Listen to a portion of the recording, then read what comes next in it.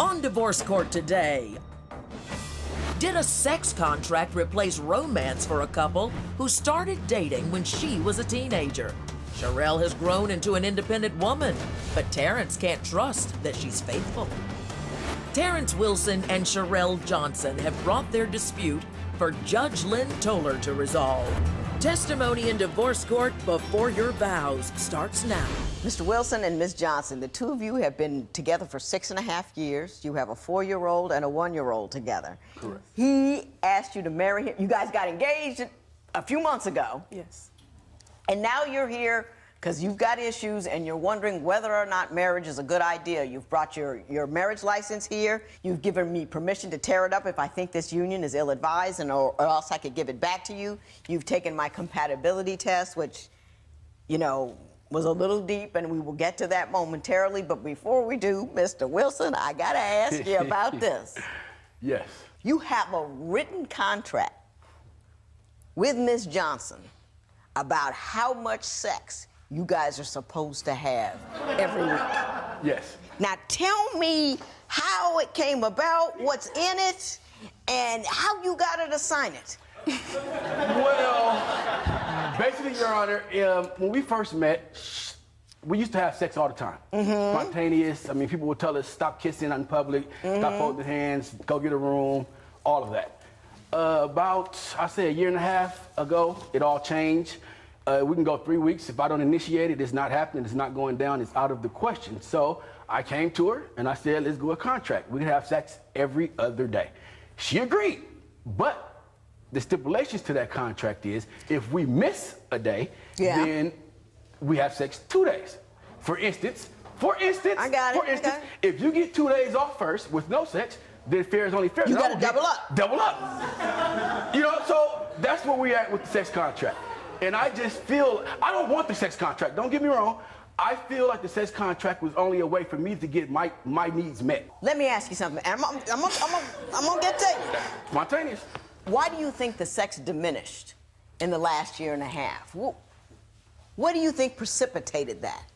When I met Sherrell was 16 years old. I was 26 years old. So over the course of 6 years, you know, she's matured and changed and became an older woman. And I've matured and changed and became an older man. So I don't know if that her sexual drive is not like it used to be. Are you still the same romantic devil you used to be 6 years ago? I'm sly. You're right. I watch your show all the time. Big fan. So like, you can't just go to the car at 10 o'clock at night and try and drive around the corner and think that you're gonna get 4 o'clock. So what I do, you warm the car I wake up in the morning, I do breakfast. I do lunch. Let's take a shower together. Let me give you a massage. Got it. I'll get a bunch of, no, I don't want to. So then at 10 o'clock at night, I still want what I wanted. Right. Regardless if you didn't want what I was trying to give you. So that's where the contract come into play. Now, Ms. Johnson, your response to his concerns. What I don't think he likes is that I'm a grown woman and I say no now. When I was younger, I did lie to him about my age when we first met. And he ended up finding out my real age. We stayed together. When I was younger, I would do whatever to please him. I was always, yes, whatever you want. Now it's more like I speak my mind now. He doesn't like that. That's what I feel. But like he says, you can't go to the car and just drive off. That's what he tries to do. Because based on that contract, I'm supposed to, no matter what he says, no matter what he does. And that's not fair. Now, before I ask you to respond to that, what did you just hear her say? That I'm very selfish. In so many words. No, not quite. Look at her. You came out here and entertained me. You were jovial and happy. She is angry. Because he's lying. Yeah, it's making me very mad. What are you mad? What's he lying about? And what are you mad about? He doesn't cook breakfast. He doesn't cook dinner. Like, why are you lying? Let's be truthful here and call it what it is. You get mad when somebody tells you no. It doesn't have to do with just sex, it's anything. I cannot say no to him or I'm gonna have to deal with the attitude all day. Mr. Wilson, look at her. Did you hear her voice? Yes. Do you see her face? Yes.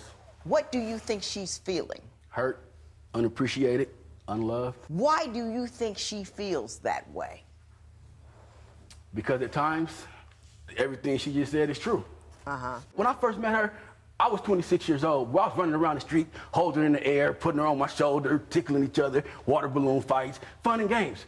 She's like kind of brought the kid out of me. But now that we're both adults, it's no playing, it's no fun. You know you got 2 children, right? Yeah, we have 2 children and I have 1 before her. So I have 3 children, yeah.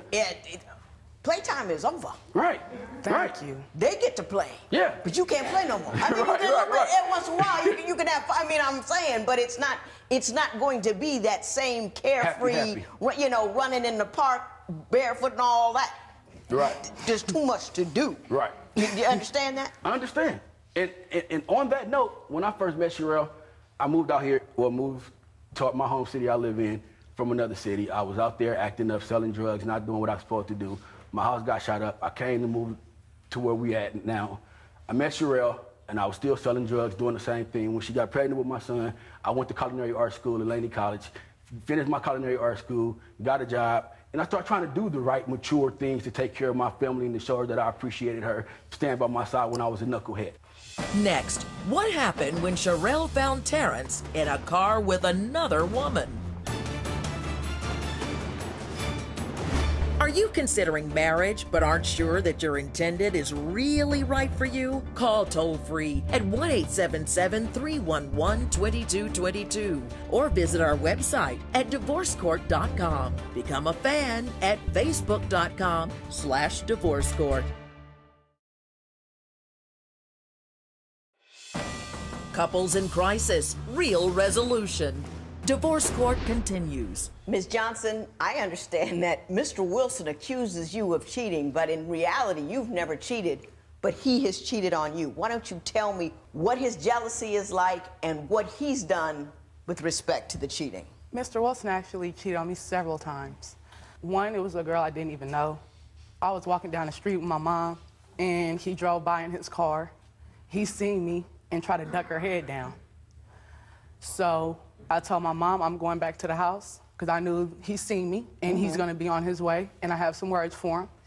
And he ended up meeting up with me at the house, and he argued with me. We went our own separate way. He begged me to come back. I came back. Another time, well, most of our arguments are always over sex. So one time I went to sleep. He tried to wake me up, I guess, several times, and that didn't work. So he woke me up by pouring water on me. I woke up, we argued. He told me I might want to leave because he's going to have his friend come spend the night, which is a female, because her and her boyfriend was arguing. So we argued, I left, and actually had to sleep in a park that night because it was 1 at night. Mr. Wilson, would you care to respond to the allegations of cheating and the incident with respect to the water and the park? The water incident, I don't recall. And I'm not saying that as a cop-out, but if she said it happened, it most likely probably did. The incident when she said she slept in the park and the leading up to the water incident, I remember her sleeping in the park and the young lady did come over. How was that okay with you that your wife was in the park? The mother of your children was out in the elements when bad people are all around and she was alone and you had some other chick in the house. How did you live through that? How did that not just break you in half?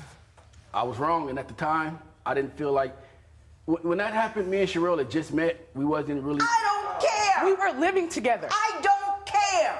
I wouldn't let a woman that I didn't know at all, who was 18, 19 years old, go sleep in a park. You're right. By herself. Thank you. You're right. I mean, who does that make you? I was wrong for it. I have no excuses for it at all. And what kind of life do you lead that you can't recall throwing water on somebody? I mean, I could go, hey, Joe, have you ever thrown water on your wife? He would say no. He wouldn't be, well, I don't recall, but if she said so, do you live a life of such chaos that those kind of events are common? Then, yeah. Now, no. And I say that because then I didn't appreciate Sherrell. I didn't appreciate what I had. I didn't respect Sherrell. I didn't respect her as a woman, as an individual, or as even for somebody that was giving me the time of day. I basically took advantage of Sherrell. When did you stop? I stopped... Because according to her, You still the same. I stopped when Sherrell got pregnant with our son. And I know you're gonna hit me. Is that the first one or the second one? That was the first pregnancy. Uh-huh. Sherrell got pregnant with our son.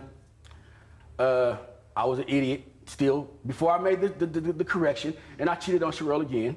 And I had to come to her and I had to tell her that I think she needed to get checked for an STD. So. Oh, no. That's not how that happened, ma'am. How did it happen, Ms. Johnson? I know I'm gonna get the truth over here. You tell me. He went to the bar one night. I was pregnant with our son. So I'm a homebody. I'm always at home, cleaning, cooking. He comes home. I wake up the next morning. Oh, he didn't wake me up. I'm not even paying no mind. Great for me. You know, I get the night off. The next night, he doesn't initiate sex.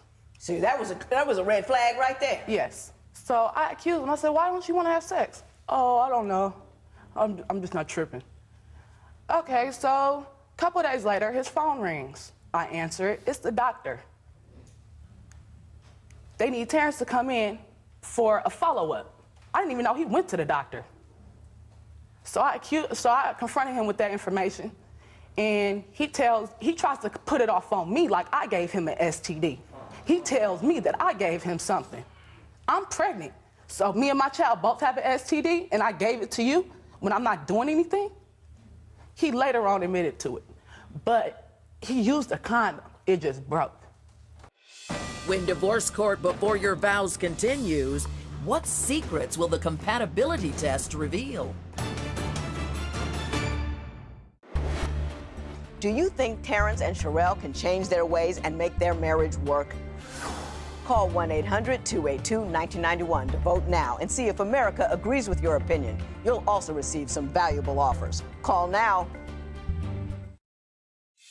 If you would like your case heard on Divorce Court, call us toll-free at 1-877-311-2222 or log on to our website at divorcecourt.com and join the conversation on Twitter at Divorce Court. Divorce Court Before Your Vows continues. I took a look at your compatibility test, and frankly, they just alarmed me. I mean, I was just alarmed. You couch it in terms that are other than who you are, but who you are shines through. If you could change one thing about your intended, what would it be? I want her to listen with an open heart and mind. I want her to take my feelings into consideration. Right. You don't want her to listen with an open heart and mind. You want her to do what you tell her to do. No, that's what you want. That's what you want. Because the 5 things you listed about yourself, you were stubborn, overbearing, hard to talk to, short-tempered, and loud. How can she listen to all of that with an open heart? All of that is one direction. It's you to her. This is what I want. This is how I want it. This is how I like it. And if I don't get it, I'm gonna get louder and I'm gonna get closer and I'm gonna make you that much more uncomfortable. That's who you are. You wanted that 16-year-old girl who had no more sense than to obey you. When she came out here, I knew what was happening. What I don't think he likes is that I'm a grown woman and I learned how to say no. That's what you don't like. Look at her. Look what you did to her. You took a kid, you knocked her up twice, and then you beat her in the head with your wants and your needs and your desires, and you never considered how she felt. And every time you didn't get what you want, how you wanted it, when you wanted, you beat her up with words and with anger and with loudness, and you put her out of your house in your bed to bring another woman in there. She can't talk to you. She has no voice in her own home. She has no sense of safety in her own home because she knows at the heart of hearts, if you really want to do it, you'll just put her out in the street and whatever happens to her, happens to her. Because that's what you wanted at the moment. There's no bottom line. There's no line below which you won't go because you've already gone there before. She's been having sex for years and didn't want it. Because you know why she didn't want it? Because you're not nice. Nobody wants to have sex with a guy that's not nice. Judge Lynn Toller's ruling next. Divorce Court. Judge Lynn Toller's ruling right now. Mrs. Johnson, I don't think you get an opportunity to speak for yourself in your own home. You are here, you are safe, you are among people who care about you. Is there anything you care to say? I do want this to work because we have kids together, but I want him to know that it doesn't have to. I don't need to be in this relationship. If he can't change, then me and my kids gonna have to go, because I'm not gonna put my kids through this anymore. It's not me that has to do all the changing. He has to do some. Ms. Johnson, I read everything you said on here. Let me say something to you. Woman to woman, your daughter will live whatever hell you tolerate. She'll believe that a man who cares for her, who loves her, will be abusive to her, mean to her, treat her badly, and she'll take it because that's the script you guys have written for her. I am worried about you. Mr. Wilson, if she makes any decisions that she needs to make, it's going to make you very, very angry. And you can be very, very wrong guy. I'm asking you for your daughter's sake, to treat her, your girlfriend, like you would want a man to treat your daughter. If a man put your daughter in a park. Now, your daughter's 17 and knocked up, and her man put her in a park, and she comes home to, hey, Daddy, I spent last night in the park. What would you do? Go off. Yeah. You go over and visit the brother, wouldn't you? I'll be in You'd jail have the a next whole day. lot to say and a whole lot to do, because that's a whole lot of wrong. Right. I was wrong, Your Honor. No, but I'm saying you're still wrong. Her voice quivered with her first sentence in this courtroom. And her first sentence to me was, what I don't think he likes is that I'm a grown woman and I can say no. This is the voice and the words of a woman who does not feel valued in her own home, who is actually frightened in her own home. And you're the person who's made her that way. She broke out with that.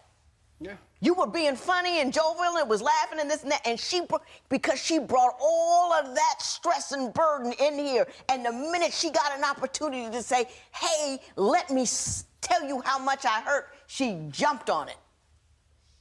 That's what you've done. I don't know if he can change or not. He made a huge change before, but I can never recommend someone staying in a home in which they do not feel safe. I also can never recommend you simply just up and leaving without doing so safely, because people who think they own you, when you decide to leave them, can act awfully ugly. And I'm worried about you, and I want you to be okay. You're 23. Life just started yesterday for you. You know, you have opportunity. Instead of burdened and beleaguered, you have a beautiful tomorrow waiting for you, pretty as these flowers. It's not over, it's just getting started, and you decide what your tomorrow's gonna be. You do that, because you got the brains, you've got the ability to pull it off, you can do it. I believe it, and now I want you to believe it. Do you hear what I'm saying? Yes. So take this advice, you know, woo! None of that. None of that. And don't buy words from him. I'm gonna change, I'm gonna do better. What you need to wait for are actions. Wholesale change in behavior, Mr. Wilson. You've changed before. I hope you can do it again, because she deserves more than what you're giving her. And your daughter will live the hell you create. Stop it. This matter is adjourned.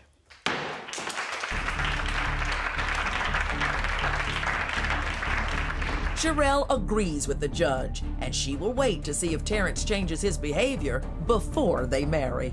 Post a comment or submit your case at divorcecourt.com or call toll-free 1-877-311-2222. Follow us on Facebook and Twitter at Divorce Court.